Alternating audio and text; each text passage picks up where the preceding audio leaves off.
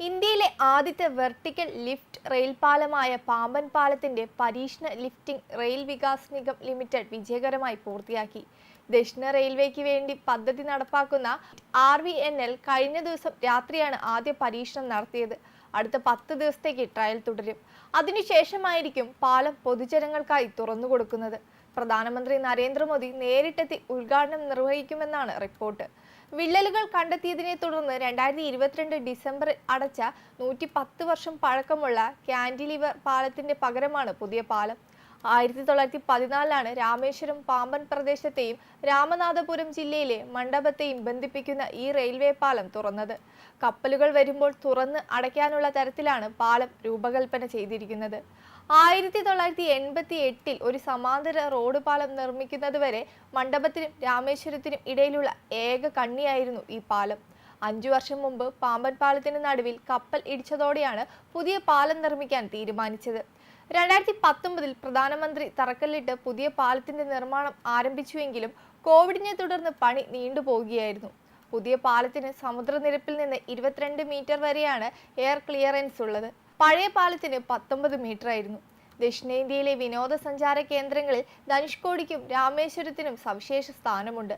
നൂറ്റാണ്ടിലേറെ പഴക്കമുള്ള 2 കിലോമീറ്ററിലേറെ നീളമുള്ള പാമ്പൻ പാലം രാജ്യത്തെ ഏറ്റവും നീളമുള്ള കടൽപ്പാലമാണ്.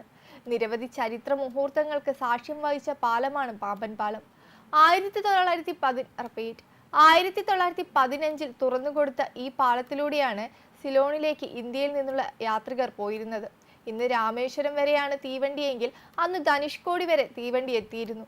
ധനുഷ്കോടിയിൽ നിന്ന് 16 കിലോമീറ്റർ മാത്രമാണ് ശ്രീലങ്കയിലേക്കുള്ള ദൂരം. 1988 റെയിൽവേ ട്രാക്കിന് സമാന്തരമായി റോഡ് വഴിയുള്ള പാലം വരുന്നതുവരെ രാമേശ്വരത്തുള്ളവർക്ക് വൻകരയുമായുള്ള ഏകബന്ധം ഈ പാമ്പൻ പാലമായിരുന്നു. ഇന്നും പാമ്പൻ പാലം എന്ന എഞ്ചിനീയറിംഗ് വിസ്മയം രാമേശ്വരത്തെയും ധനുഷ്കോടിയിലും എത്തുന്നവരെ ആകർഷിക്കുന്നുണ്ട്. പുതിയ പാമ്പൻ പാലത്തിന്റെ നിർമ്മാണം 2019 നവംബറിൽ പ്രഖ്യാപിച്ചപ്പോൾ 2022 മാർച്ചിൽ പൂർത്തിയാകണമെന്നായിരുന്നു പ്രതീക്ഷിച്ചിരുന്നത്. എന്നാൽ കോവിഡിന്റെ വരവ് പാലത്തിന്റെ നിർമ്മാണം വൈകിപ്പിച്ചു. രാമേശ്വരം തീർത്ഥാടകർക്കും ധനുഷ്കോടിയിലെത്തുന്ന വിനോദസഞ്ചാരികൾക്കും ഒരുപോലെ പ്രയോജനപ്പെടുത്തുന്നതായിരിക്കും പുതിയ പാമ്പൻ പാലം. പഴയ പാലത്തേക്കാൾ 3 മീറ്റർ ഉയരം കൂടുതലുണ്ട് പുതിയ പാമ്പൻ പാലത്തിന്റെ തൂണുകൾക്ക്. രാജ്യത്തെ ആദ്യത്തെ വെർട്ടിക്കൽ ലിഫ്റ്റ് പാലമാണ് പാമ്പൻ പാലം. ട്രെയിൻ നിയന്ത്രണ സംവിധാനങ്ങളുമായി ബന്ധിപ്പിച്ചാണ് വെർട്ടിക്കൽ ലിഫ്റ്റ് സംവിധാനം പ്രവർത്തിക്കുക. ബോട്ടുകളും കപ്പലുകളും കടന്നു പോകുമ്പോൾ പാലം കുത്തനെ ഉയരുകയും ട്രെയിൻ പോവേണ്ട സമയത്ത് താഴുകയും ചെയ്യും. പാമ്പൻ പാലത്തിന്റെ നടുവിലായുള്ള 72.5 മീറ്റർ ഭാഗമാണ് ഇങ്ങനെ ഉയർത്തുക. 22 മീറ്റർ വരെ ഉയരമുള്ള കപ്പലുകൾക്ക് പാലത്തിനടിയിലൂടെ കടന്നു പോവാനാകും.